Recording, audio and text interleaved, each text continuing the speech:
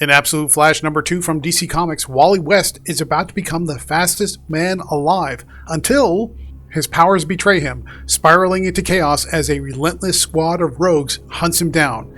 It's all right here in 3, 2, 1. Welcome back to Comical Opinions. After reading through Absolute Flash number 2, you realize this issue has got a lot in terms of big swings, but it's got a few stumbles. Jeff Lemire's explosive action and daring developments make every page a thrill ride, but his ambitious time twists and place-hopping narrative leaves Wally lost in his own story, and unfortunately that brings the readers along with him. Let's start with the pros and cons, starting with what's great about Absolute Flash number 2. It pits larger-than-life chaos against gut-punching reality. The Flash's rogues, which look a lot like our Earth Prime version of the rogues, who are DC's most unforgettable villains, maybe as good if not better than Batman's, get a bold, absolute makeover that's both familiar and fresh, capturing attention in every panel with interesting and new details. Meanwhile, Wally's gritty, grounded battle with his erratic powers reinvents the speedster origin, ditching the comic book cliche of a kid who gets his powers and just all of a sudden knows what to do. It feels more realistic and a bit raw, which is its selling point in this issue. So what's not great about Absolute Flash number 2? It lures you in with epic stakes but leaves you lost in the way the narrative is put together. Jeff Lemire is tasked with redefining the Absolute Flash, and he starts by crafting mysteries that hook you hard. Is Barry Allen really dead? Is Wally warping through time or unraveling mentally? We're not quite sure. What's this mystery experiment, and why is Barry rocking a strange supersuit that looks kind of like a modernized version of the traditional Flash outfit? But instead of answers, or even some interesting clues, these threads tangle into a frustrating knot, each question more frustrating than the last. Lemire's chaotic time hops and vague settings make Wally's journey feel like a fever dream, not a hero's journey, alienating readers who want to root for the fastest man alive.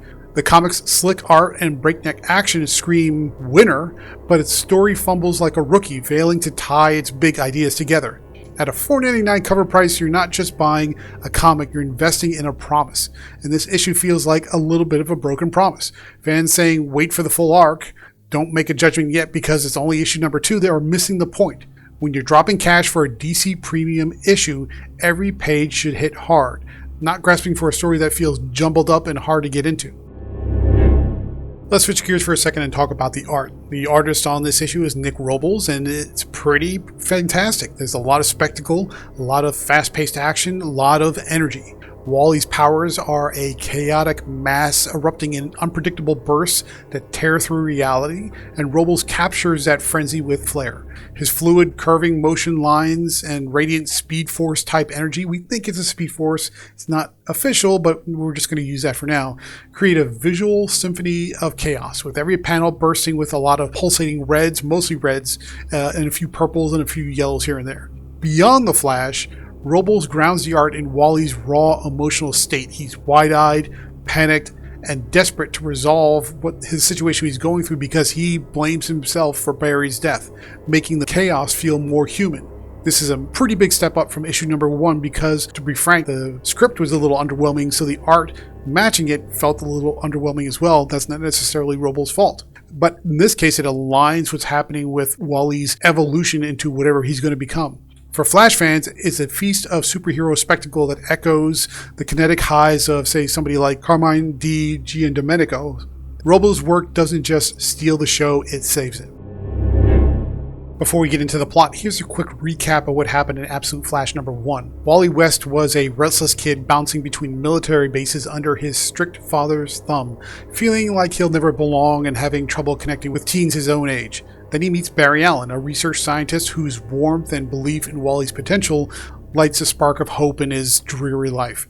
It's a rare moment of connection until a shouting match with his dad pushes Wally to bolt to Barry's lab, seeking a friend. Unfortunately, disaster strikes. He walks into a high-stakes experiment gone wrong.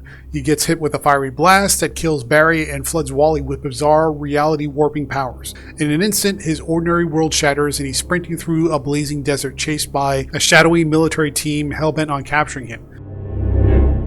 And here we are with Absolute Flash number 2. It remixes classic Flash thrills with absolute universe strangeness. thrusting Wally into a chase like you've never seen before because everybody seems a little bit different. Wally's hunted through a sun-scorched desert by the rogues. In this case, it's Captain Cold, Trickster, Glider, and Boomerang, reimagined with a little bit of an absolute universe type upgrade. Wally's a kid out of his depth, his bizarre powers flaring as he dodges capture, likely bound for the ominous Fort Fox. That's where they want to drag him back to. Captain Cole hits Wally with his freeze gun and traps his leg, but Wally sort of intuitively unleashes a desperate pulse of energy, which could be the Speed Force, we're not quite sure, and blasts the rogues backward. Then things get a little bit weird and hard to track. Barry Allen, presumed dead, somehow now appears back at the lab wearing some kind of super suit. He's attempting to contact Wally to guide him back to the lab, but Wally's father interrupts, barges in, and he explodes in rage and starts attacking Barry for endangering his son. Back in the desert, Wally sort of comes back to himself and he gets trapped in a Trickster force field bubble. But he passes through it and starts running off at high speed that tears through all the defenses that the rogues have set up. Enraged, Captain Cold opens up the last weapon at his disposal to try and bring Wally in and take him as a prisoner back to the fort. He asks for a Grodd, but this Grodd doesn't look like any gorilla you've ever seen. So now we end on a cliffhanger where we're introduced to Monkey Grodd? It's a green monkey. I don't know what you'd even call it. But anyway, that's where we end the issue. And so now we have a cliffhanger of what kind of surprises the rogues have in store for Wally next. Final thoughts. What do we think about Absolute Flash number 2? It's a mostly positive but mildly mixed bag, with great art to showcase Wally's nascent powers and the rogue's abilities, but multiple points of confusion add up to make it a little bit of a head scratcher. Jeff Lemire's script imagines a more realistic reaction to someone suddenly gaining out-of-control powers, but the confusion and chaos go a bit too overboard. Thankfully, Nick Robles uses energetic art to take the rough edges off of Lemire's script. Therefore, Absolute Flash number 2 from DC Comics earns a 6.5 out of 10. Leave a thumbs up if you felt this review was helpful, and let us know in the comments section of all the Absolute titles released so far. Batman, Superman, Wonder Woman, Green Lantern, The Flash, Martian Manhunter. Which one is still your favorite? Now, Batman's been out the longest, but they've all got something to offer and have had at least a few weeks under their belt. So leave us your opinion of which is the best so far. So thank you very much for joining, and stay tuned through the outro for more reviews just like this one.